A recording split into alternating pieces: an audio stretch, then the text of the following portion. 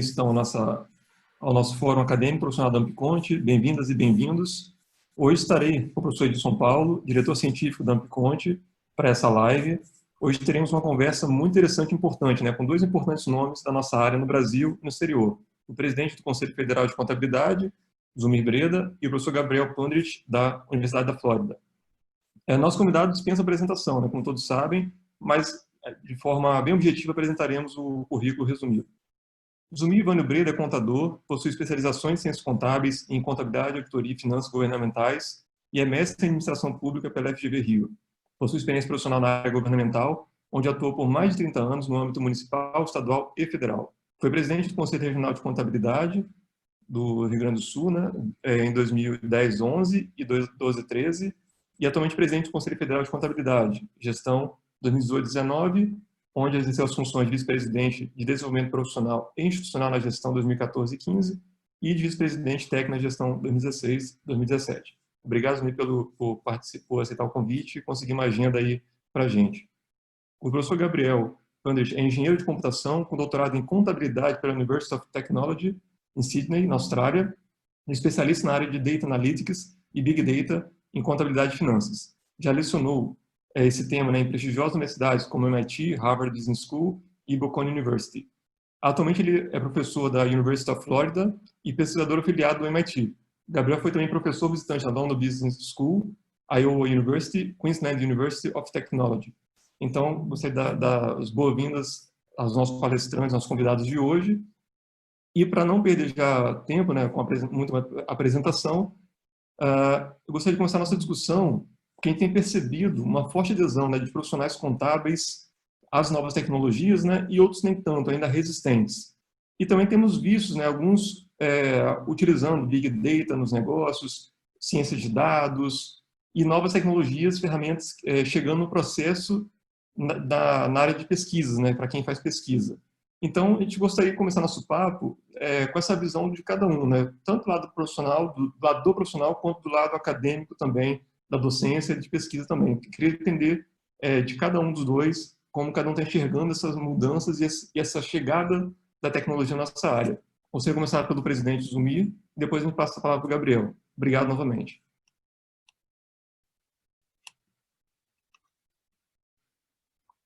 Só ativar o microfone, Zumir. Ok. Obrigado, Zé Elias. Boa noite a todos. Queria, em primeiro lugar, agradecer o convite da Ampconte para participar desse encontro virtual, esse bate-papo que nós teremos hoje à noite. Parabenizar pela série de encontros que a Ampconte vem fazendo. Eu tenho acompanhado aí e tenho visto tem uma participação bastante grande de público, temas importantíssimos, então parabéns pelo trabalho que tem sido feito. Boa noite também ao Edilson, também da direção da Ampconte, e boa noite ao meu querido conterrâneo, Gabriel, gaúcho também, E parabéns também pela trajetória, pela carreira que vem fazendo aí fora do nosso país, honrando as tradições aí do povo gaúcho e brasileiro no exterior. Também uma boa noite especial a todos que nos assistem nesse bate-papo. Acho que o tema é importantíssimo, Zé Elias e demais colegas, tratar dessa questão da tecnologia e o impacto na nossa profissão, especialmente agora nesse período da pandemia, onde nós fomos, de alguma forma, digamos assim, acelerados em relação ao uso da tecnologia. Tivemos que acelerar todo o processo que a gente vinha, de alguma forma, planejando para acontecer um pouco mais adiante, e tudo isso aconteceu muito rapidamente. Mas, de uma maneira geral, eu gostaria de dizer que a tecnologia na nossa profissão contábil, aqui no Brasil em especial, ela já faz parte da nossa rotina, da rotina do profissional da contabilidade. E isso aconteceu já há algum tempo, eu diria nos últimos 10 anos, pelo menos, até por força das próprias exigências governamentais, ou seja, o governo brasileiro, em especial o governo federal brasileiro, ele foi pioneiro na implantação de sistemas eletrônicos, sistemas digitais, em relação à questão tributária em especial. Agora mais também em outras áreas, mas em especial na questão tributária. Então, isso, de alguma maneira, compeliu o profissional da contabilidade a ter que se adaptar a essa nova realidade do exercício profissional através dos instrumentos tecnológicos. Então, esse processo hoje no Brasil já está plenamente consolidado, né? Não existe mais nenhuma organização contábil brasileira. Nós temos hoje 70 mil, cerca de 70 mil empresas de contabilidade no Brasil. Não existe mais nenhuma delas que não opere, eu diria assim, praticamente 100% tecnologicamente. Não existe mais papel. Quem faz hoje visita uma organização contábil, né, ou mais tradicionalmente conhecida como escritório de contabilidade, e há 10 anos atrás encontrava pilhas de papel dentro dessas organizações contábeis, hoje não encontra mais nada, não existe mais um papel, né? Está tudo já armazenado em arquivos digitais e todos os sistemas operam dessa forma, né? Então, se formou uma espécie de uma cadeia de serviços, né, que é prestada por empresas de serviços contábeis, né, e também contadores que são funcionários de empresas de médio e grande porte, mas me referindo mais a esse amplo mercado das micro e pequenas empresas. Nós temos aí um conjunto de 70 mil organizações contábeis que funcionam totalmente em meios digitais, né, com o apoio de um conjunto de empresas desenvolvedoras de softwares, né, que vendem o software já para essas organizações contábeis. Eu não saberia precisar quantas empresas nós temos no mercado brasileiro, mas com certeza aí, talvez perto de uma centena existam hoje fornecendo softwares. Então, esses produtos todos, né, fazem, via de regra, o atendimento das necessidades das organizações contábeis. Então, são muito poucas as organizações contábeis brasileiras que desenvolvem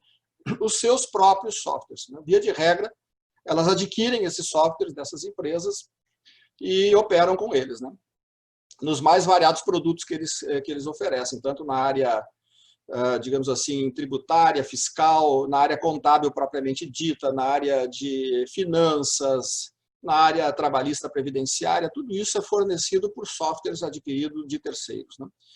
E essas empresas, então, fazem também essa intermediação para poder atender aos sistemas governamentais, que aí são sistemas de Big Data e tal, né, que tem na Receita Federal, na área trabalhista, previdenciária e tudo mais, né? Então, se formou uma cadeia de prestação de serviços que tem funcionado muito bem, digamos assim, nos últimos 10 anos, pelo menos, ou até mais, né, para atender às demandas do governo. Por isso que eu digo que, de certa forma, a tecnologia entrou dentro das organizações contábeis por força da própria exigência dos órgãos governamentais, né? E hoje já funciona isso tanto em âmbito estadual quanto em âmbito municipal, né? Talvez o âmbito municipal seja ainda o mais atrasado, porque nós não temos, por exemplo, nota fiscal eletrônica em todos os municípios brasileiros, né? Temos, acho que na maioria, mas não temos em todos, né?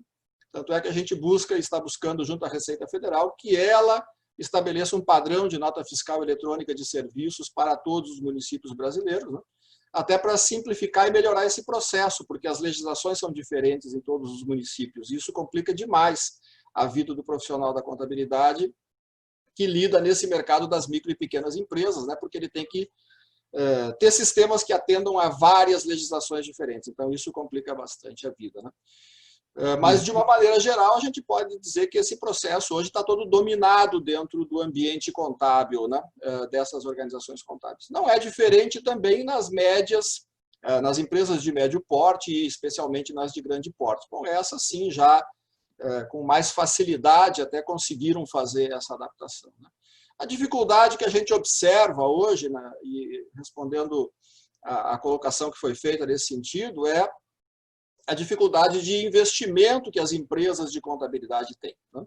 E aí nós temos que pensar que dessas 70 mil organizações contábeis que tem hoje no Brasil, mais da metade delas são microempresas, né? São pequenos escritórios de contabilidade. Então, isso fica difícil para empresas desse porte ter recursos, né, para fazer investimentos mais pesados em tecnologia e poder adquirir softwares mais modernos, mais eficazes, né, e até mesmo equipamentos que são necessários para que possam suportar essas novas ferramentas tecnológicas. Então, está aí, nesse ponto, talvez esteja o maior desafio que nós temos hoje no Brasil, é como é que a gente faz com que essas empresas de contabilidade, que são pequenas mesmo, né, são empresas, às vezes, de um único titular, 2 ou 3 empregados, ou 2 sócios e um funcionário, 2 funcionários, né? Como é que a gente faz essas empresas conseguirem alavancar a sua tecnologia sem capital para isso, sem fonte de financiamento? Então, esse é um grande desafio. Isso talvez vá provocar até, isso é uma especulação minha que eu faço, né, o agrupamento de empresas, porque, de alguma maneira, eles vão ter que vencer essa barreira, sob pena de correr o risco de ficar fora do mercado, né? Porque a gente vê também, já no outro lado, algumas empresas de serviços contábeis, né, conseguindo altos aportes de recursos financeiros, até do exterior, né, estrangeiros, para poder se equipar e se modernizar tecnologicamente. Então, elas estão realmente dando uma nova cara para o mercado, estão agredindo o mercado de uma maneira bastante forte, né? E isso vai provocar realmente uma reação, né, dessas empresas menores, sob pena de elas ficarem fora do mercado em pouco tempo, né? Então, o que nós estimamos é que vai haver uma mudança muito grande nesse mercado nos próximos anos, né? Especialmente nessa questão de poder ter maior investimento e poder se equipar melhor tecnologicamente. Legal, porque a gente percebe também que toda essa mudança legal também traz, ela tá delegando para o contribuinte, né, o custo da adaptação. Então, as exigências da Receita Estadual, Federal ou até das secretarias, né, municipais, elas passam o custo para o contribuinte. Então, ele tem que absorver isso na estrutura dele de custo, seja do contador ou seja do próprio empresário também. Então, é algo para ficar sempre em aberto para poder esses órgãos estarem atentos, né, na hora de repassar os custos também das exigências para quem ajuda a coordenar esse processo contábil fiscal, né? Exatamente, exatamente. Legal. Eu acho que aí também é uma outra parte, né, que vai imputar um maior custo para as empresas, e isso deveria, em tese eu estou falando, corresponder a uma redução de carga tributária, né, porque se você imputa esse custo, que hoje é do governo, se o governo não vai ter mais esse custo, ele está delegando isso para as empresas, né, deveria haver uma compensação tributária para elas poderem, digamos assim, ter o seu equilíbrio financeiro nesse aspecto, né? Isso a gente não observa. Aliás, a gente não observa isso também no caso das concessões de rodovias, quer dizer, a cada dia surge um pedágio novo, mas isso não significa dizer que você vai reduzir essa carga tributária. É uma discussão política. Gabriel, por favor, seus comentários iniciais para a gente poder entender como é que você está enxergando essa mudança, tanto na área profissional e acadêmica, se for o caso, como você enxerga isso. Só ligar o microfone, está desabilitado. Bom dia a todos, boa tarde a todos. É um prazer estar aqui, obrigado pelo convite, obrigado AmpCont por organizar essa live, é um prazer estar aqui. Bom, enfim, eu vejo, claro, de um ponto de vista mais acadêmico, eu tenho a experiência e a vivência do Zumir nessa área, então o que eu vejo mais é a questão dos alunos serem preparados, a demanda do mercado, a pressão da demanda do mercado nos meus alunos também, como é que eles querem se preparar, como é que eles, com a necessidade das empresas no currículo desses alunos. E eu vejo que muita coisa a gente não consegue ainda medir qual a real extensão das mudanças da tecnologia na profissão contábil, porque existe ainda muita discussão nas empresas, quais tipos de projetos vale a pena para eles investirem, que direção que eles deveriam tomar. Então, por exemplo, existem fábricas de software na Europa que estão já concentrando no desenvolvimento de blockchain, de diversas tecnologias para ser aplicadas no campo de contabilidade, mas ainda não tem ainda uma clara, um produto claro ainda distribuído para essas empresas. Não tem ainda uma questão que se sabe muito bem como qual o currículo é necessário para formar o profissional nessa área. O que eu vejo bastante assim os alunos, eles têm porque eles fazem entrevistas com as empresas, eles estão em processo de seleção, eles têm muita demanda na questão de programação, na questão de como lidar com dados, como entender o ecossistema de tecnologia atual, como ele funciona, quais são os jargões, quais são os nomes que estão ali. Então, os alunos, como eu venho da área de informática, de engenharia de computação, sempre tinha uma separação entre a parte de tecnologia e a parte de negócios. E eu vejo hoje a parte de negócios muito mais interessada em saber o que a parte de tecnologia está fazendo. Eu vejo isso através dos alunos. Então, é uma questão ainda em mudança. Os alunos sentem até uma questão de ansiedade. Eu já escutei alunos dizendo para mim, por exemplo, eu quero mudar de foco, não vou mais fazer negócios, eu quero para a parte de Data Analytics, ou gente querendo mudar para a ciência da computação. Eu acho que tem muita questão de desinformação nesse ponto aí dos alunos, e a primeira coisa a lidar com eles é saber explicar para eles quais são as vantagens de ter uma base contábil, uma base de negócios, em comparação a quem tem só uma base de tecnologia. E eu sei isso bem, porque eu vim da parte de tecnologia, eu tive que me adaptar na parte de contábil. Então, assim como é difícil para uma pessoa na área de contabilidade chegar perto da parte de tecnologia, é muito difícil uma pessoa da parte de tecnologia chegar perto de uma área de negócios, uma área contábil. Eu já vi gente formada em astrofísica, em top universidade do mundo, tendo dificuldade em como classificar débitos e créditos. Incrível que pareça, mas quando uma hora que já vira um cotidiano para a gente consegue imaginar no outro como aquilo é difícil. Então, o que eu quero dizer com isso é que tem um meio ponto entre o pessoal de tecnologia e o pessoal de contábil negócios. E o papel da academia é ser até uma questão de experimentação, uma questão até de adaptação para poder ajudar essa transição. Tem um papel muito importante nessa questão. Legal. Obrigado. Aí já vou me dar uma pergunta para o Zumir também. Zumir, como é que você está enxergando também? Você comentou um pouco, mas sendo mais específico, até emendando uma pergunta aqui do chat, que eu já esperava que ocorreria. Como é que você está vendo essa disrupção tecnológica na área mesmo, né? Não sei se é da demanda dos profissionais pedindo ajuda, orientação do CFC, ou ele tendo que investir pesado em tecnologia no escritório, ou na empresa também, né? E aí emendando com a pergunta, e como é que está com essa migração de tecnologia crescente e gera novos mercados, o pessoal começou também a criar as empresas online de contabilidade, serviço online e tudo mais, chamado low cost. E aí, queria saber contigo, essa disrupção, como é que está chegando, se é diferente entre diferentes regiões do Brasil, qual é a visão sua, não necessariamente a visão do CFC, né, mas a sua em relação a esse novo ambiente? Cada segmento da nossa profissão está sendo impactado por isso, né? Se nós pegarmos, por exemplo, a área de auditoria, né? A auditoria também está passando por profundas mudanças, né?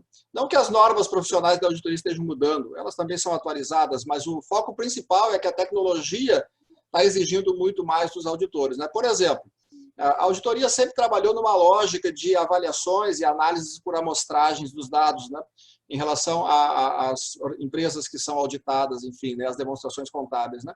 Bom, essa lógica talvez hoje já não seja mais tão aceita pelo mercado, né? Porque se você tem ferramentas tecnológicas que te permitem fazer uma avaliação muito mais profunda e testagens e amostragens muito mais consistentes, né, do produto que você vai oferecer, por que isso não está sendo oferecido, né? E com isso você talvez consiga aumentar, inclusive, o grau de aferição da veracidade dessas informações que são produzidas, que é o produto essencial da auditoria. Então, a própria auditoria está tendo que se reestruturar, e quando eu falo auditoria, a atividade da auditoria, está tendo que se reestruturar, porque não vai, talvez, o mercado mais aceitar essa análise amostral que era feita, né? E especialmente em cima de itens de grande volume de dados, né, que hoje estão disponíveis. Então, as próprias empresas de auditoria estão tendo que mudar as suas ferramentas de trabalho, né, para poder abranger um maior número de informações dentro dos trabalhos de auditoria. Bom, isso se você examinar em termos de Big Four, como a gente diz, das grandes empresas de auditoria, talvez não seja tão difícil, né? Elas têm, inclusive, produtos que vêm das suas matrizes no exterior. Mas quando você olha o universo das pequenas e médias empresas de auditoria, é uma outra realidade bastante distante. Elas não têm acesso a essas ferramentas tecnológicas. Então, também, nós temos no Conselho Federal de Contabilidade e também no IBRACON, né, uma preocupação muito grande de como é que a gente faz essas ferramentas tecnológicas chegar a essas empresas pequenas. É o mesmo problema que eu falei anteriormente do ponto de vista dos escritórios de contabilidade, né? Como é que você faz eles terem acesso a essas informações? Então, em cada segmento, isso tem uma maneira diferente. Vamos pegar o caso dos peritos, por exemplo. Os peritos, via de regra, cada um tinha o seu software de cálculo de processos judiciais, de perícias e tudo mais. Bom, hoje, por exemplo, cálculo de liquidação de sentença, o Poder Judiciário já estabeleceu um padrão de sistemas, tem que ser naquele padrão lá, né? não aceita mais outro sistema, é o PJ Calc. E assim por diante. Então, essas ferramentas vão entrando no mercado e não perguntam, não pedem licença para você para entrar. Né? Essas empresas de contabilidade que usam plataformas online, né, que estão no mercado brasileiro, hoje já tem várias empresas no mercado, também elas entraram e não pediram licença, simplesmente construíram plataformas, né, de execução do serviço contábil, onde praticamente a informação já é produzida pelo próprio cliente, diretamente dentro do sistema. Né? São novas realidades sobre as quais a gente não deve lutar contra, né? Evidentemente que não, porque isso é da natureza da evolução tecnológica, mas precisa ficar atento se esses processos atendem efetivamente a todos os padrões de qualidade que são exigidos pelas normas de contabilidade, e no caso da auditoria, pelas normas de auditoria. Então, o nosso papel, nesse sentido, não é de nenhuma maneira ser crítica ou achar que isso não está certo, né? É sim fiscalizar e verificar se dentro desse processo a gente está resguardando todas a integridade das informações e a confiabilidade do produto que está sendo gerado. Isso é fundamental, né? Porque nós não podemos, digamos assim, em detrimento da velocidade da informação, né, da rapidez e do baixo custo que eu produzo essa informação, deixar de lado a integridade e a confiabilidade dessa informação. Né? E um pressuposto muito forte dentro da contabilidade é se eu consigo assegurar a confiabilidade dos relatórios que eu estou produzindo e que eu vou assinar, onde eu vou colocar o meu nome. Né? Esse sistema está conseguindo fazer isso? O input dos dados que está sendo colocado dentro desse sistema é confiável? Eu tenho minimamente capacidade de supervisionar essa entrada de dados para poder atestar que os relatórios que eu estou gerando, nessa quantidade imensa que eu produzo, né, são confiáveis do ponto de vista dos usuários dessas informações, ou isso não é um aspecto relevante para o meu trabalho? Eu quero mais é ter uma quantidade grande a um custo barato para poder ter um bom faturamento. Bom, se essa é a premissa, então isso está errado, isso vai ter problemas realmente. Né? Então, do ponto de vista teórico, nada contra essas plataformas, elas são tecnológicas, produzem alto volume de dados em pouco tempo, né? Mas, como eu disse, a gente tem uma preocupação sobre o produto final que elas geram. Né? E isso não vale apenas para micro e pequenas empresas, isso vale para as grandes empresas. Aliás, talvez o grande problema dessa nossa era tecnológica, e o Gabriel tem muito mais competência que eu para falar sobre isso, né? São os problemas de segurança desses sistemas. Né? Porque o que a gente está vendo de fraude dentro do sistema, né? De informação errada, de informação fraudada, é uma loucura que está acontecendo. Né? Então, a gente entra num outro universo de vulnerabilidade de dados que são produzidos. Né? E isso coloca em risco a credibilidade, né, dos relatórios, a credibilidade das informações que são produzidas pelas empresas e, consequentemente, começa a colocar em risco até o próprio mercado. Né? Porque aí as pessoas começam a não acreditar mais nas informações, ou seja, querem uma segurança muito maior dessa informação. Não que isso seja uma novidade dessa era tecnológica, isso já existia no passado também. Né? Apenas que agora o volume de informações é muito maior, muito mais rápido e permite muito mais facilmente, né, o manuseio, quando mal intencionado, né, de informações não fidedignas. Então, acho que aí talvez seja o grande problema que a gente tem que enfrentar agora em relação à questão das ferramentas tecnológicas. Né? Seria aquilo que no mundo aí das redes sociais a gente chama de fake news. Né? Nós não podemos ter fake news na contabilidade, isso não é permitido, isso não pode. Né? Então, a gente vai ter que também ter esse olhar muito crítico sobre esses softwares, né, para ver se eles realmente estão equipados com a segurança para proteger as informações, ter informação íntegra, confiável e transparente.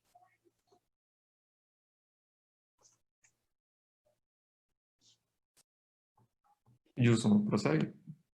Sim. Bem, concordo totalmente contigo, Zumir. Eu acho que, enquanto entidade, o CFC deve estar preocupado com a qualidade da informação que é prestada por qualquer um dos prestadores de serviços de contabilidade. O outro ponto é a utilidade dessa informação. A utilidade não cabe ao CFC, cabe ao cliente dele verificar se é útil ou não. Acho que muito boa a sua colocação. Agora, indo um pouco para o lado acadêmico, eu gostaria de perguntar para o Gabriel. Gabriel, a gente sabe da sua experiência no passado como consultor de sistemas e atualmente você como pesquisador de referência nessa área.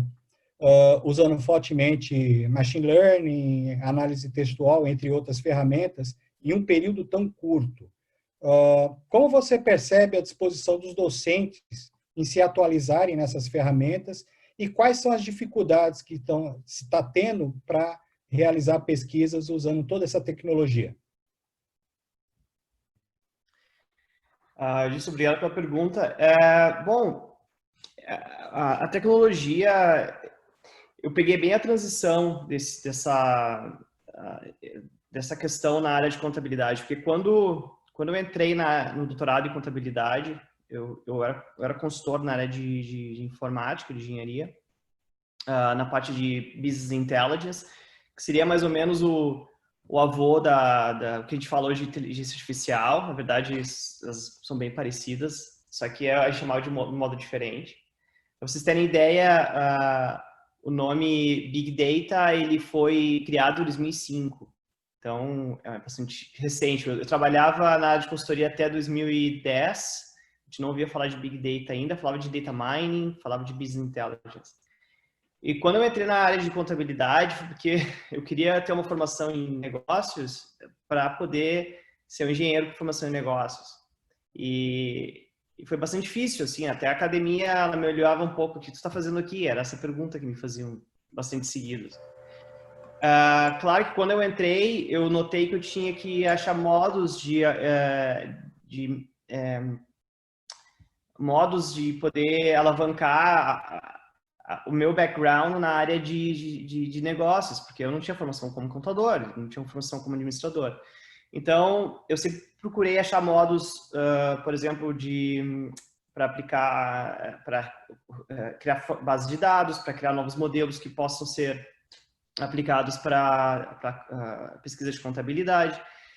E nesse meio tempo, a contabilidade descobriu a tecnologia, descobriu que era uma coisa que estava acontecendo e eu estava ali e eu estava fazendo já aquilo. Então foi uma questão até de sorte que eu caí nesse nicho. Não foi uma coisa tão planejada. Assim.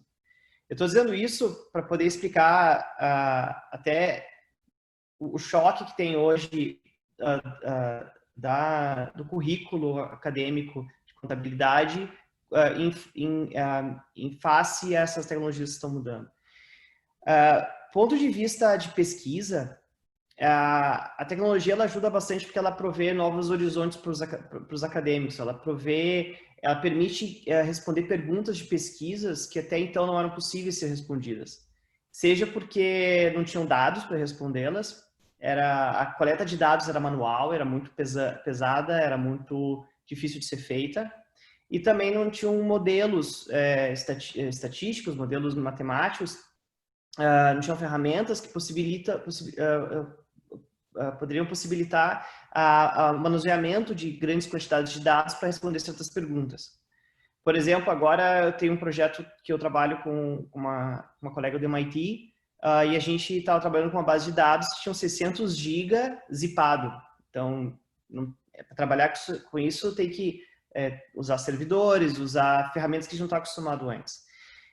Então, eu vejo, por exemplo, os acadêmicos, eu vejo... a resistência é natural, porque é uma coisa nova, mas eu vejo muitas escolas identificando que elas têm que adaptar para esse lado e fazendo iniciativas e tentando abrir cursos novos.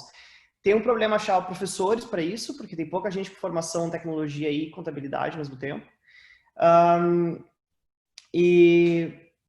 Só que uma coisa que eu gostaria de salientar até nessa questão, a coisa principal que vem quando as pessoas elas se deparam com tecnologia a primeira vez é saber programar.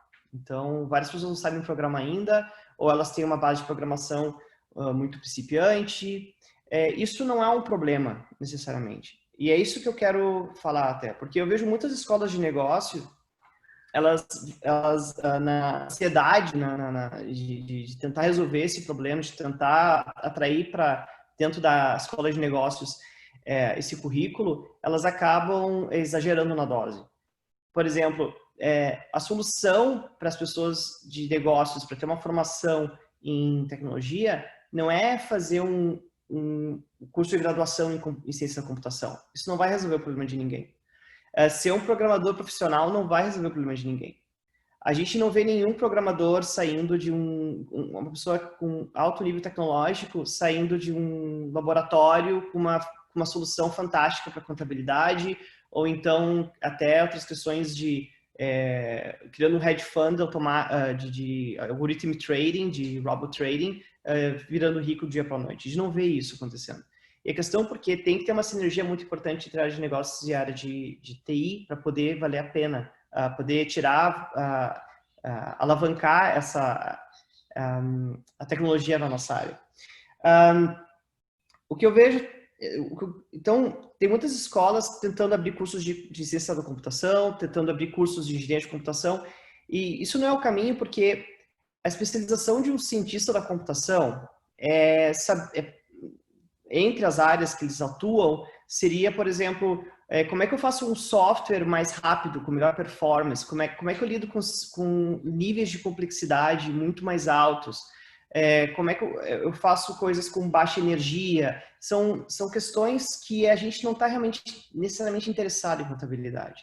Se o nosso software não é em tempo real e não é executado em 1 hora, mas é executado em 2 dias e nos dá a resposta, para a gente não tem problema. Então, quer dizer que a gente precisa aprender com programação, só que a gente tem que aprender programação de um ponto de vista que não afete o core, o núcleo da contabilidade. A gente tem que aprender a aplicar ela, e isso é muito difícil. Porque existe nos acadêmicos, os alunos, por exemplo, às vezes os professores, uma ansiedade de aprender logo, de aprender rápido. Porque eles não veem muita vantagem em perder tempo programando, porque isso não é o interesse de ninguém aqui. Então, quando eu aconselho a todas as escolas que estejam criando cursos nessa área, ou professores tentando ir para essa área, que trabalhe bastante no material para dar para os alunos. Quando expor os alunos a primeira vez a programação, não vai na primeira linha de código, como se fosse ensinar eles ciência da computação. Eu prefiro que meus alunos, eu jogo direto um código pronto e a gente trabalha em cima deles. Os alunos têm que entender que a programação, que essas técnicas, elas são uma ferramenta, elas são um meio, mas não são um fim. E hoje em dia, com a velocidade das coisas acontecendo, com os nossos millennials na sala de aula que querem ver os resultados primeiro, que aprender como faz toda a base, isso é muito importante. Então, mostrar direto como faz essa aplicação. E o Eduardo fez uma pergunta, o Eduardo Lavado fez uma pergunta sobre isso, como é que a gente pode exemplificar essa área de TI, esse mix de área de TI na área de negócios, né? Então, justamente esse é o ponto, fazer uma aula muito aplicada, fazer os alunos entenderem que os alunos vêm de backgrounds muito diversos, eles vêm de áreas, por exemplo, de contabilidade. Eu tive alunos de contabilidade, de marketing, alunos de direito, então, de diversas áreas que estavam interessados em aprender tecnologia. Esses alunos não vão ter a mesma base.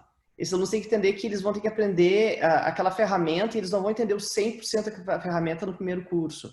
Só que é importante que eles conheçam, tenham uma vivência de aplicação daquela ferramenta, seja um software, por exemplo, para coletar dados, de informações não estruturadas que possam ser úteis para a contabilidade. Como é que a gente consegue ajudar os alunos nesse ponto de vista, entendeu? Então, eu recomendo as escolas, elas prepararem esses cursos em base que mostrem um resultado. Os alunos possam ter um software nem que seja pronto e eles modifiquem alguma coisa ali. E tem que tirar um pouco o medo dos alunos de, por exemplo, eu não sei programar, não é minha área, eu vou errar alguma coisa aqui, eu vou ser punido na minha nota no final do curso.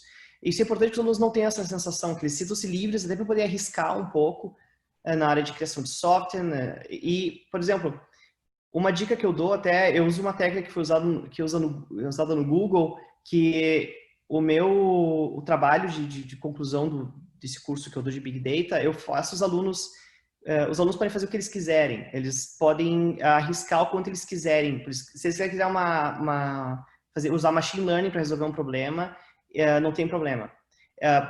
Eu tento encorajar eles da maneira que eles podem fazer o que eles quiserem e fracassar não é um problema. Mas em qual sentido fracassar não é um problema? Porque se os alunos tentarem usar o machine learning, por exemplo, e não forem bem sucedidos e não conseguirem implementar aquilo que eles queriam, é importante que eles tenham eles escrevam um diário e eles digam por que eles erraram, por que eles não conseguiram fazer funcionar e quais as coisas eles tentaram fazer para funcionar. Então, o professor tem que levar aquilo em consideração na hora da avaliação.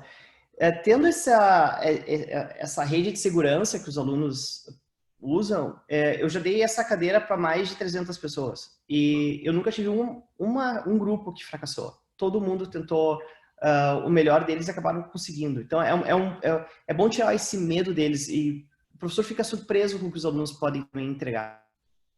Gabriel, aproveitando esse gancho da pergunta do Lavarda e com duas do chat aqui do Manuel e do Jomar, como é que você está vendo essa questão do blockchain nesse contexto, né, da contabilidade, do processo de registros contábeis e tudo mais?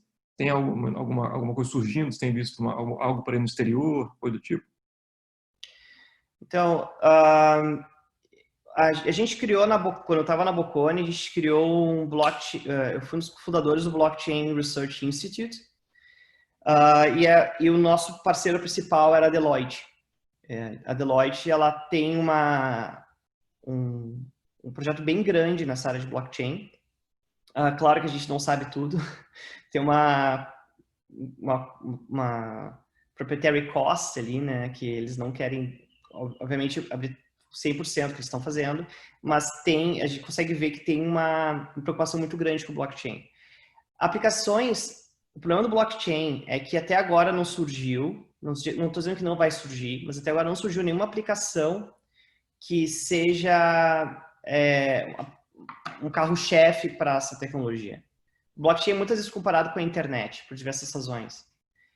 A internet, a gente teve os telefones com o Facebook, praticamente, que foi o que motivou a internet. Todo mundo queria ter acesso à banda larga, todo mundo queria ter acesso aos seus e-mails. Tiveram certas aplicações que puxaram a internet para ela poder ser realizada. O blockchain ainda não tem isso. Então, a gente está na mesma situação no mundo inteiro. Se fala muito de blockchain, mas coisas boas, práticas, saindo, ainda não tem muita coisa. Tem estudos que sugerem que o blockchain seria mais ou menos, se fosse comparado com a internet, seria mais ou menos no ano de 1997, mais ou menos agora. Então, a gente mal teria o YouTube ainda. Seria uma internet sem vídeos de gatos por aí. Seria só aquela página, o KD, se vocês lembram, eu sou antigo o suficiente para lembrar isso. Mas blockchain seria mais ou menos nessa área. E não é uma coisa ainda uma aplicação muito necessária a todos. Seria tipo uma BBS, né? Eu já tive BBS já, quando eu morava no Rio, ainda tinha uns 13 anos. Vou aproveitar então esse gancho. Agora tem uma pergunta do Elenildo aqui, vou passar para o Zumir, que é sobre algum comentário do vice-presidente de desenvolvimento profissional do CFC, que fez em algum evento sobre como o CFC está pensando ou já pensou alguma estratégia para tentar disseminar conhecimento, né, dessa contabilidade 4.0 ou de tecnologia na contabilidade. Tem alguma iniciativa, tem previsão, tem um planejamento, Zumir? Sim, temos. Nós fizemos uma parceria recentemente com o Sebrae, né, para desenvolver cursos nessa área. O Sebrae tem uma plataforma de ensino à distância muito boa, de alta qualidade, talvez uma das melhores do Brasil, né? Então, a parceria com eles tem esse propósito de poder usar essa plataforma do Sebrae, né? E a ideia é um curso mais ou menos dos moldes do que foi feito há uma década atrás do Contabilizando com Sucesso, né? Que era uma tentativa de oferecer ao profissional da contabilidade um curso com aspectos mais gerenciais, voltado para negócios, efetivamente, né? Algo nesse sentido é o que a gente está criando agora, com uma outra roupagem, outro nome também e outros conteúdos, né? Um desses módulos que a gente está pensando em colocar, aliás, já está até definido, é um módulo sobre inovação e tecnologia. Até foi esse que eu falei com você, né, Zé Elias, para você participaram do comitê de desenvolvimento desse módulo, né? E Marcelo também, para a gente poder criar aí as condições de oferecer esse curso para todos os profissionais em todo o Brasil, né? A nossa ideia é lançar esse curso agora no segundo semestre de 2020 ainda, né? Então, serão basicamente 3 módulos. O primeiro módulo é um módulo mais voltado às questões do próprio Sebrae, né? Que faz parte desse pacote que a gente está fechando com eles. Teria um segundo módulo voltado para a gestão de negócios, efetivamente, e o terceiro módulo seria esse voltado para inovação e tecnologia, que é justamente para poder oferecer essa visão para o profissional da contabilidade, quais são as ferramentas do mercado, o que ele pode efetivamente levar para a sua empresa, né, e ter ganhos de produtividade, oferecer melhor produto para o seu cliente. Muitos não conhecem essas ferramentas, né, não sabem. Aliás, isso proliferou tanto no mercado, são tantas ferramentas, que é difícil realmente você saber qual é a mais indicada para o seu tipo de negócio, para a sua necessidade ou para a necessidade do seu cliente. Então, alguém que conheça muito esse tema precisa passar essa informação para o profissional, porque muitos estão simplesmente perdidos em relação ao que tem que fazer do ponto de vista de tecnologia, né? Então, a gente quer efetivamente lançar esse curso ainda no segundo semestre e, como vai ser online, aí, ensino à distância, a gente vai poder colocar ele em todo o Brasil para todos os mais de 500 mil profissionais que tiverem interesse em fazer ele. Ok. A pergunta, eu só estou respondendo essa parte, não sei se você tinha outra pergunta. Bem, presidente Zumer, talvez agora eu vou te fazer uma pergunta que provavelmente você já deve ter respondido em inúmeros eventos agora nos últimos tempos. Nesse novo normal, como é que você enxerga a profissão se adaptando no trabalho em home office, tá? Incluindo contadores, auditores, peritos e demais profissionais ligados à contabilidade. Tem tido muitos questionamentos por profissionais a respeito disso, principalmente nas questões legais e trabalhistas. Como é que isso está sendo afetado? Tem 2 aspectos fundamentais nessa questão. O primeiro é da produtividade, né? A produtividade se manteve no mesmo patamar do trabalho presencial dentro da empresa ou não, né? As informações que nós temos é de que não se manteve. Há uma queda de produtividade, sim, né? Claro que tem a vantagem, né, que muitos empregados entendem que trabalhar em casa é mais vantajoso, principalmente nesse momento, né, do que ter que se deslocar até o ambiente de trabalho e tudo. Mas nem tudo é um mar de rosas, isso depende da realidade de cada um, da situação familiar de cada um, porque você está levando a empresa para dentro da sua casa e você vai ter que conviver com ela dentro de casa. Então, outros tipos de problemas surgem nesse momento. E dependendo da estrutura familiar que você tem, isso é péssimo, traz resultados negativos e você automaticamente tem uma baixa de produtividade. Então, não há ainda pesquisa sobre isso, é tudo muito recente, a gente não tem estatística, né? Mas nos comentários que a gente tem com colegas, a gente percebe que eles não estão dando conta de manter as suas equipes integralmente em home office, né? Se obrigam a levar para a empresa por várias razões, inclusive a tecnológica. Não se consegue de uma hora para outra levar todos os aplicativos, todas as ferramentas que você tem instaladas nas máquinas dentro da sua empresa para uma máquina particular do empregado na casa dele. Já começa até os problemas de conexão de internet e tudo mais, mas principalmente o acesso aos sistemas governamentais não é fácil de se fazer através dos computadores domésticos, né? E esses computadores domésticos, na maioria das vezes, não têm os mesmos sistemas de segurança que você tem lá na sua empresa. Então, você está abrindo dados e expondo, escancarando para os hackers fazer um estrago maravilhoso na sua empresa, destruir os seus sistemas, capturar dados, criptografar tudo e deixar você vendo lençóis, né? Então, é um mundo novo, muito perigoso, que está se construindo, porque foi muito abrupta essa mudança, né? Os aspectos trabalhistas, então, nem se fala, a gente não tem nem jurisprudência a respeito disso, né? As primeiras decisões começam a sair agora na Justiça. Ontem eu tive conhecimento que a Justiça do Rio de Janeiro aí, né, proferiu uma decisão contra a Petrobras, né, obrigando a Petrobras a pagar uma ajuda de custo para todos os seus funcionários que estão em home office, né? Bom, talvez a Petrobras vai ter que avaliar se isso é mais barato do que fazer todo mundo voltar para trabalhar na empresa, né? Talvez não seja, né? Tem que pesar isso na balança. A questão de dias atrás também eu vi uma notícia que o Tribunal Superior da Suíça, né, determinou que todas as empresas suíças que estão em home office são obrigadas a pagar parte do aluguel dos seus funcionários, né?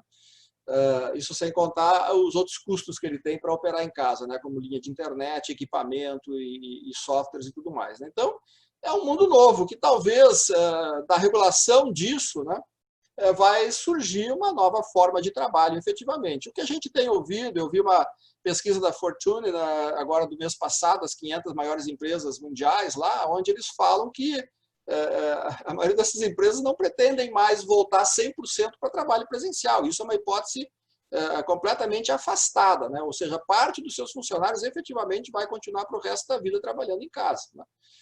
Bom, haverá que ter uma legislação específica para regular isso, né? E se isso vai ser mais vantajoso para a empresa ou não, somente depois que a legislação for editada, né?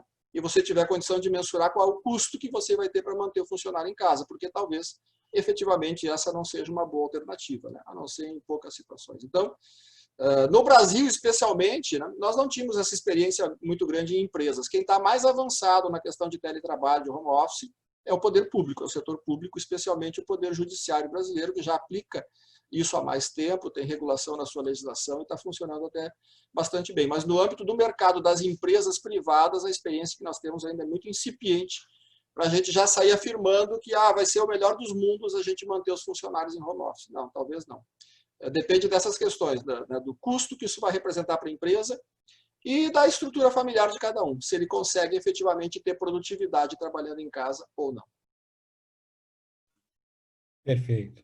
Particularmente, eu acho que eu estou trabalhando mais com essa pandemia, mas tudo bem. Né? Se tu estiver trabalhando mais e ganhando mais, Edilson, até tu pode considerar satisfeito.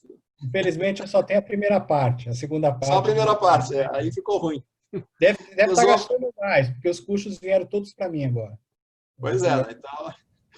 Pesou na balança, pesou aí. Bem, eu vou fazer uma pergunta aos dois colegas, né, que foram convidados. Diante do avanço da inteligência artificial nas empresas, qual é o perfil do profissional contábil que se espera que vá atuar, não agora, mas daqui a 5 a 10 anos, né? E como vocês enxergam esses conteúdos poderiam ser incluídos nos cursos de graduação? Vamos ver o Gabriel primeiro, então, falando nisso. Já pra... Fique à vontade. Passei para ti, Gabriel, essa para tu começar. Bom, a questão de inteligência artificial, a primeira coisa é desmistificar um pouco o jargão. Assim. O que é inteligência artificial e o que a gente deve realmente se preocupar com ela ou não. O que a gente fala hoje o que tem hoje que realmente está aplicado e funcionando automação através de robôs, né? Isso não é inteligência artificial. Automação é mais próximo ao macros, a pegar uma atividade repetitiva, tediante, e transformar ela numa coisa automática, que é o que todo mundo quer. Ninguém quer trabalhar copiando e colando, fazendo inserção de dados. O que a gente fala de inteligência artificial é uma coisa até, uma questão bem utópica e exagerada, muitas vezes. Os modelos que se usam para inteligência artificial não mudaram muito nos últimos 40 anos. Tá? Isso a gente já não é nada novo. O desenho acho que é dos Jetsons, né? Não é novo. Essa ideia de que tudo vai mudar e amanhã a gente vai ter carros voadores e os robôs vão tomar conta não é nova. Então, tira um pouco essa ansiedade do caminho, né? Só que por que a gente fala tanto de inteligência artificial hoje? Porque a gente tem ferramentas, a gente tem quantidade de dados, que é a gasolina, é o combustível da inteligência artificial, que permite a gente rodar esses modelos que já se sabiam uma vez na área de inteligência artificial. A gente consegue aplicar eles. A gente não consegue nem aplicar eles. Só que, quando a gente fala de inteligência artificial, a gente espera um robô assim inteligente, porque como é que a gente define inteligência artificial diferente de automação de robô, por exemplo? Inteligência artificial é quando o software se reprograma, em outras palavras. Tá? Quando a gente tem uma atividade... Porque a gente tem duas maneiras de lidar com um problema. Por exemplo, se a gente pega um carro que se autoguida, se autodirige, esse carro ele vai ter diversas situações. Né? Ele vai ter uma situação que vai ter um gato atravessando a estrada, ele vai ter que tomar decisões. E o problema é que daria para fazer uma programação que pegaria cada caso que teria quando um carro sai na estrada e programasse, ó, se vê um gato, tenta sair do caminho. Se acontecer isso, faz isso. Se acontecer isso, faz um monte de senões, um monte de regras, programaria esse carro. Isso é inviável, porque a quantidade de variáveis e acontecimentos que podem ocorrer quando o carro se autoguida, se autodirige na estrada são inúmeros. Então, o que a gente usa? A inteligência artificial. A gente usa uma técnica que o próprio software se reprograma. O software aprende e cria regras novas como o tempo vai passando. Como que ele aprende na questão de carro, por exemplo? Ele tem um aprendizado supervisionado. Tem uma pessoa dirigindo o carro e o software aprende que toda vez que vê um gato, ele vai ter que desviar do gato e ele vai fazer isso com uma certa velocidade, vai com um certo período de decisão parecido com o humano. Então, ele vai tentar copiar o humano. Então, o que a gente vê é que a inteligência artificial está basicamente criando regras e se autoprogramando, que é uma coisa boa para a gente. O problema é, quando a gente pensa em inteligência artificial, a gente espera uma máquina que seja muito mais, a gente espera muito mais aquilo que realmente é. A inteligência artificial, ela não tem esse poder de decisão, de criatividade, de poder se adaptar tanto assim. A gente está ainda muito atrás do que a gente pensa estar. Por exemplo, se a gente fala com a nossa Alexa da Amazon, por exemplo, a gente fala com o nosso telefone, a gente pode ver que já melhorou muito nos últimos anos. Só que a gente ainda tem problema. Eu não consigo ainda fazer a Alexa tocar a música que eu quero. Ela continua me classificando como alguém de certo perfil e botando aquela mesma música sempre. Então, enquanto a gente não conseguir nem selecionar um tipo de música que a gente gosta, a gente pode ficar tranquilo que a inteligência artificial não está tão avançada assim. Tá? Então, dito isso, a gente, o papel do contador, o papel dele nesse meio ambiente é um papel mais de multiplicidade. A gente fala hoje não dos robôs virem, tomarem conta e mandar todo mundo embora. A gente fala hoje de multiplicidade. A gente fala que são ferramentas que precisam de um humano lado a lado para poder trabalhar junto. Eu não acredito, o meu ponto de vista, isso é discutível, eu não acredito que o contador, por exemplo, ele precisa ser alguém capaz de fazer a inteligência artificial. Eu acho que isso é um papel que pode ser destinado a cientistas da computação, pessoas especializadas nisso. Você pode passar uma vida inteira estudando inteligência artificial e não dominar ela. Então, se botar essa complexidade em cima de todas as complexidades que a profissão contábil já tem, é inviável que isso aconteça. Então, qual que é o papel? O papel do contador, no meu ponto de vista, é que ele conheça a tecnologia, saiba as limitações, principalmente saiba as limitações, e saiba quais são os potenciais daquela tecnologia. Porque assim pode criar um projeto novo, pode criar soluções contábeis. Porque eu vejo dois erros. Ou as pessoas não sabem usar tecnologias básicas e usam métodos muito antiquados para resolver problemas e tornam-se ineficientes, ou elas adotam a tecnologia, mas não conhecem as limitações da tecnologia e elas pensam que a tecnologia pode fazer mais que elas esperavam, entendeu? Então, é importante saber qual o ambiente, o ecossistema que existe como contador. Isso é importante os alunos saírem da sala de aula sabendo as tecnologias básicas e quais são as limitações e as potencialidades de cada uma delas. Aproveitando o gancho rapidamente, antes de passar a palavra do Zumir e falar da inteligência artificial, até já tentando unificar algumas perguntas do chat, são muitas, dá para fazer todas, por causa do tempo. Mas pode ser o caso do contador, né, ou consultores, eles receberam os inputs dos clientes e detectar, o sistema detectar diferentes comportamentos ou padrões e alertar, olha, o contador, está acontecendo isso aqui, a conta de estoque está variando muito, a receita caiu bastante, ou tem alguma depreciação, deu um erro, dado o nível de imobilizado intangível. E aí seria o caso de tentar detectar esses comportamentos, né, pelos números para gerar alertas, no caso. Sim, é mudar, por exemplo, a auditoria de uma auditoria punitiva, uma auditoria que vai ali, acha um erro e teoricamente pune e mostra, está errado aqui, eu vou fazer enfim, de uma auditoria, de uma contabilidade preditiva, que diz, olha, não vai nessa direção que está abrindo uma porta para criar uma fraude na tua empresa, não vai nessa direção porque está acontecendo isso. Então, tem essa questão, os clientes, eles têm noção da tecnologia, o que eles podem trazer para elas, e elas começam a pressionar o auditor, esperando que o auditor possa falar nessa mesma linha também. Só que tem uma coisa importante até, que as empresas hoje, tem um survey que saiu da McKinsey, que 99% dos dados dentro de uma empresa são dark data. O que é dark data? É dados que não são numa base de dados ou classificados bonitinho. Eles são e-mails, são dados não estruturados, são textos, são coisas que não é assim para eu chegar ali e criar uma descrição daqueles dados.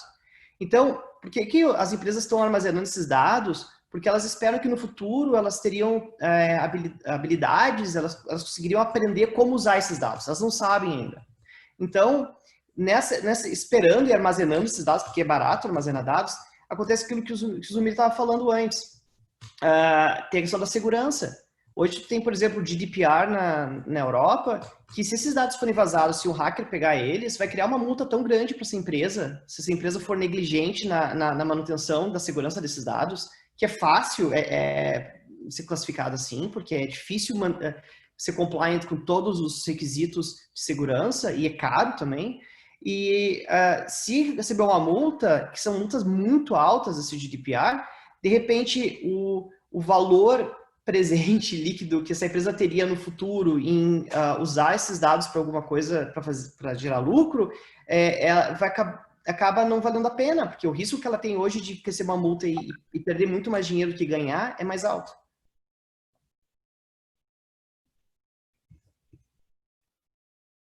Desculpa, atrapalhei. Faltou a fala do Zumir sobre inteligência artificial, né? Disso deixou a pergunta no ar e eu atrapalhei, desculpa. Não, tranquilo. Gostei muito de ouvir a fala do Gabriel, né? Ele fez uma síntese muito legal aí sobre inteligência artificial, né? Eu tenho lido um pouco sobre esse tema dentro do possível, né? E me interessa muito, gosto muito desse tema e o Gabriel fez uma síntese bem legal, né? Eu acho que em relação à inteligência artificial tem que ver duas coisas fundamentais, né? A primeira delas, nenhum sistema de inteligência artificial tem status moral. Eles não têm status moral, então isso é uma grande preocupação que a gente precisa ter, né? Ou seja, você pode usar a inteligência artificial para o bem e pode usar para o mal também, né? Então essa questão de que ela é uma fonte de solução para todos os problemas, vamos devagar, né? E o Gabriel acho que já fez aí uma explanação bem rápida dos riscos que a gente corre também com isso, né? A segunda é que, de fato, a inteligência artificial hoje ainda está num patamar muito elementar, eu diria assim, né? Tem muita coisa para evoluir, né? E os artigos que eu tenho lido sobre o tema falam que talvez uma inteligência artificial no nível do que se esperaria que ela fosse, né? De ter processos neurais semelhantes ao cérebro humano, né? Talvez nunca existirão. E por umas razões muito simples, né? É a questão do julgamento, né? E a capacidade de julgamento ela é uma característica intrínseca do ser humano, né?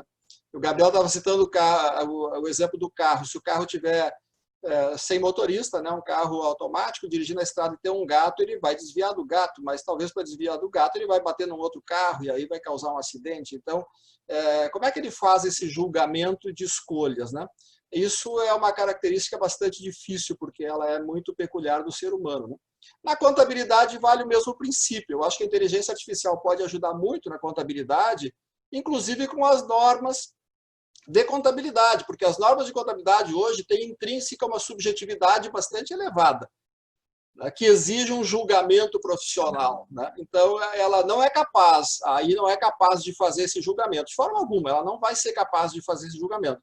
Mas, como você disse, Zé Elias, ela pode dar indicativos de qual é a tendência mais correta a adotar para determinado julgamento, tanto para efeito de contabilização de um ato, quanto para efeito de auditoria, né?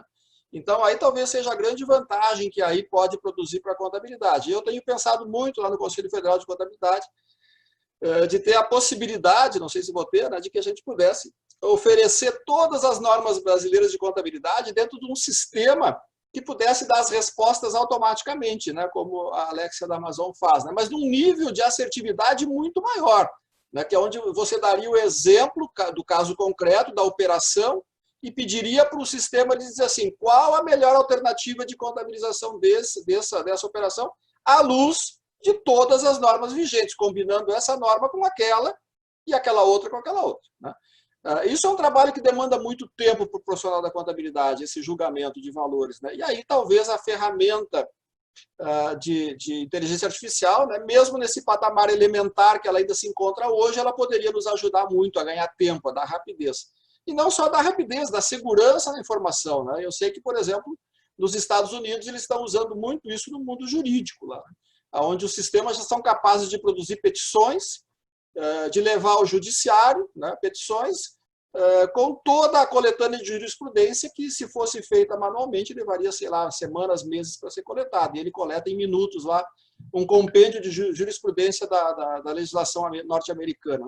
Bom, isso a gente pode trazer para o mundo da contabilidade. Eu acho que se a gente conseguir fazer isso, nós vamos ter um ganho em escala fenomenal. Acima de tudo, de qualidade de informação, porque aí nós vamos ter uma qualidade de informação muito maior, né? Já que ele vai te ajudar a fazer esse julgamento, que é a parte que a norma, que a inteligência artificial sozinha não vai conseguir fazer, porque quando ela tem que julgar, ela só sabe julgar em cima de critérios objetivos, e muitas vezes a decisão ela não tem objetividade para te dar uma resposta correta, né? Então, eu acho que por aí a gente vai conseguir ter ganhos em escala, assim, né, na medida que a gente puder aplicar ela efetivamente nesse sentido dentro da contabilidade, né? Não nesse padrão que a gente está vendo ali, né, da plataforma online, que vai lá, classifica a operação, tem que ir na e tal, tem o código tal, se tem esse código, esse lançamento é assim e tal. Bom, isso funciona em fatos repetitivos, operações estruturadas, né? Agora, quando você coloca uma operação diferente, que não tem rotina, que não tem código, aí já dá problema, né? Então, ela teria que estar preparada para enfrentar também essas situações atípicas, digamos assim, né? Mas eu acredito muito que ela vai nos auxiliar fortemente. E ao contrário do que muitos dizem, apregou, ela não vai tirar a nossa atividade profissional, não vai tirar o trabalho do contador, porque sempre haverá essa parte do julgamento, né, que existe na perícia, que existe na auditoria, que existe na contabilidade, que existe até na área de ensino, né, quando a gente está transmitindo o conhecimento. Então, essa capacidade do ser humano, eu acho que vai levar muito tempo ainda para que um robô consiga repetir, reproduzir ela num nível de julgamento que o cérebro humano faz, com status moral, inclusive. Perfeito. Sobre isso, presidente Zumir, eu ouvi uma fala do presidente da IBM, que eles estão desenvolvendo um software exatamente na área jurídica, que você dá sobre uma determinada questão, 2 argumentos a favor, 2 contras, e aí ele vai atrás de toda a legislação, de todos os acórdãos, e chega com um determinado parecer. E aí um juiz perguntou para ele que como é que fica o olho no olho do acusado. Porque o juiz toma muita decisão olhando, né, a pessoa que está lá na frente do tribunal. Ele falou que nenhuma máquina vai conseguir fazer isso, né? Ele falou que pode errar, pode acertar, mas eles têm muito o feeling pessoal. Inclusive, isso depois foi motivo de pesquisa aí de uma pessoa da área de comportamento. Tem até uma parte de um livro aqui que eu estava tentando lembrar o nome, tá? Bem, a gente já está caminhando aqui para o final da apresentação, tá? Eu gostaria de ouvir a fala, algum recado que os 2 colegas, né, o presidente Zumir e o professor Gabriel têm aí sobre o tema, para passar aqui para todos nós aqui que estamos aqui assistindo hoje. Vamos para o Gabriel, então. Já falei bastante aqui. Uma consideração final, Edilson. Bom, eu acredito que é o ponto que eu sempre tento passar bastante, porque eu sinto que como eu venho da área de tecnologia para a área contábil, e muitas pessoas aqui estão na área contábil e veem a importância da tecnologia e tentam se adaptar para essa área, é uma coisa muito importante que eu quero dizer que, assim como que eu disse antes e eu repito ainda, a dificuldade que vocês têm para a área de tecnologia, a pessoa de tecnologia tem dificuldade para a área contábil. Então, não deixem de valorizar o conhecimento, as técnicas contábeis, como o Zumir disse, o poder de julgamento contábil, achando que a tecnologia por si só é mais importante que isso. Não, elas têm que viver juntas e tem que ser uma coisa, não desmerecer a contabilidade, não deixar de perder o valor dela. É importante os nossos alunos entenderem isso também, porque eu vejo muitos alunos que sentem que escolheram, às vezes, até o curso errado, quando estão na área de negócios, e isso não é verdade. O importante é criar um profissional que é atualizado, que saiba como as coisas estão acontecendo no mundo, porque quando a gente fala de Data Analytics, a gente fala de Big Data, fala de todas essas tecnologias que estão sendo criadas, elas não são, o objetivo delas para a gente não é programação, o objetivo para a gente não é modelos complexos, como Machine Learning, não é a questão de visualizações, que também não é técnicas de visualizações, não é sobre isso. Claro que todas essas são ferramentas que fazem parte do ecossistema, mas para a gente não vale a pena focar somente nelas.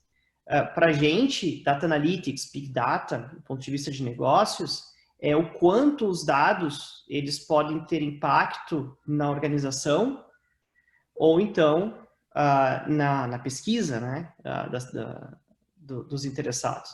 Então, para fazer isso, para que os dados tenham impacto na organização, aí sim, aí se usa modelos complexos, se usa programação, se usa técnicas de visualização interessantes, mas não é o fim. Então, quando se fala que ferramentas devo utilizar para poder me atualizar nessa área, não é questão de ferramentas, é como os dados são aplicados. E essa é a grande dificuldade. Porque quando a gente aplica dados, a gente usa diversas ferramentas. E não necessariamente tem que ser um expert em cada uma.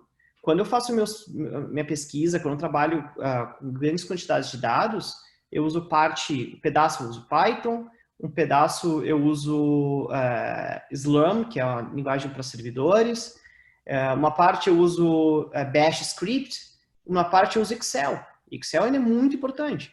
Então,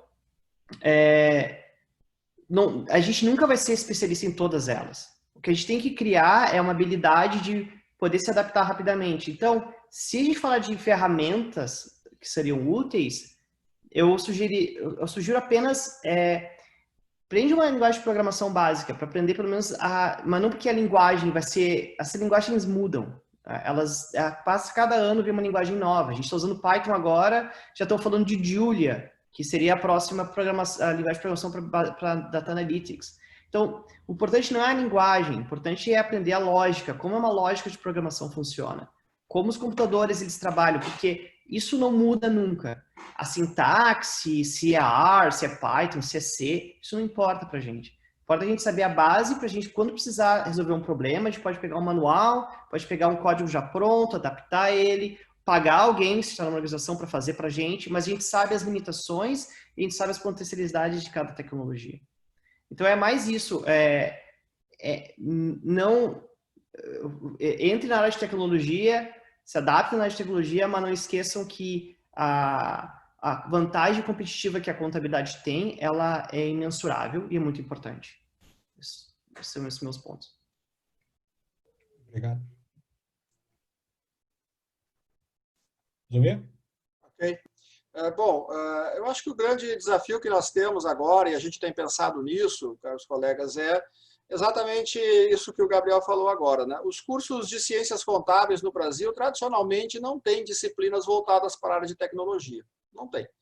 Nós temos mais de praticamente 1.300 cursos de graduação hoje em funcionamento no Brasil, e eu posso dizer para vocês que talvez nem 5% deles tenham alguma disciplina de tecnologia ao longo dos 5 anos de curso, né?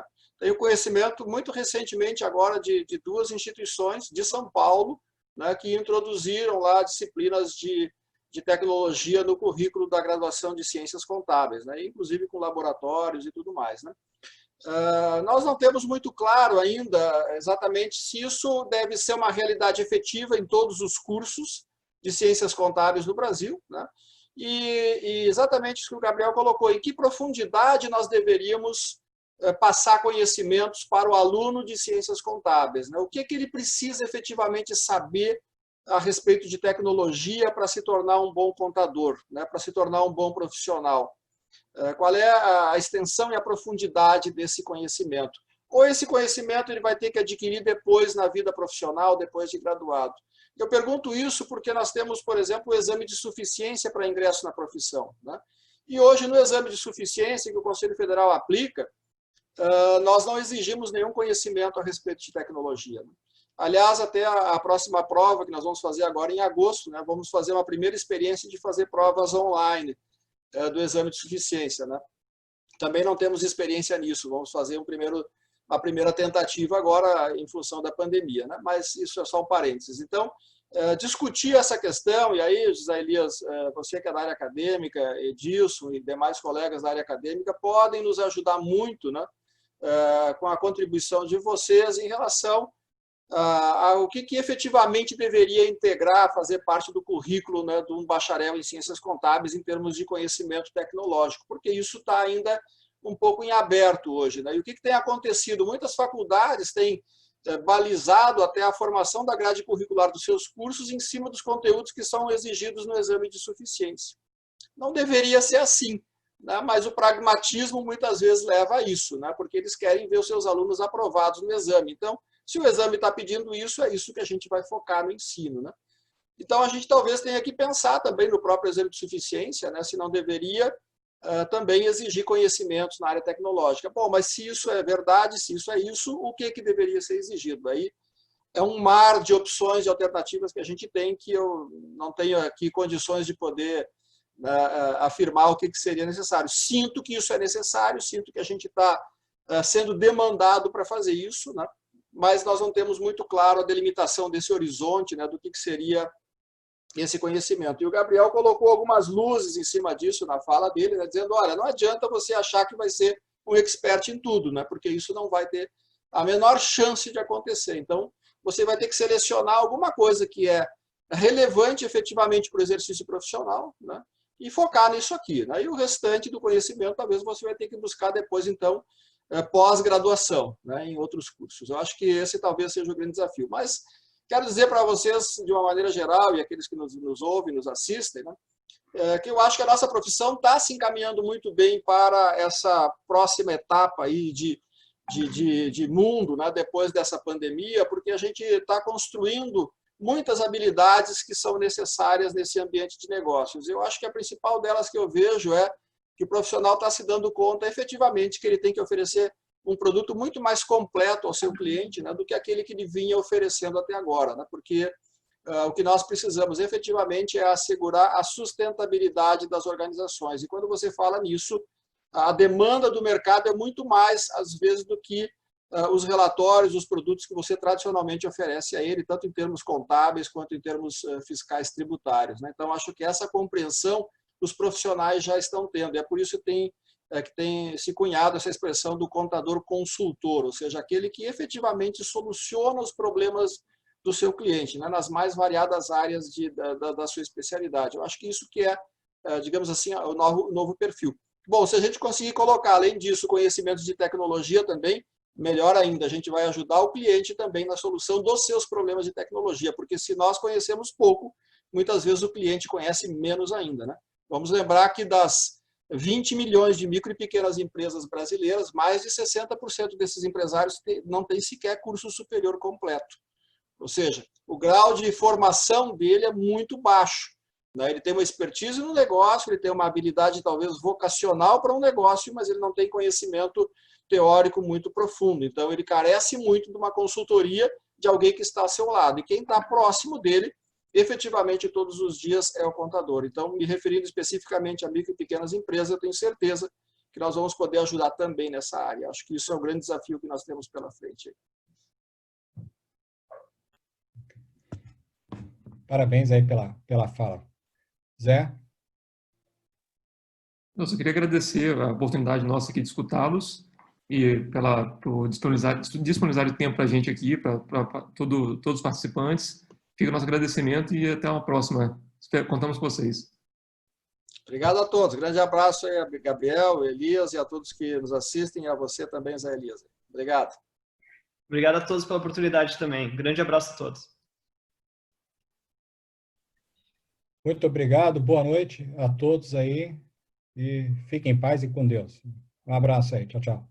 Tchau, tchau. Tchau, tchau.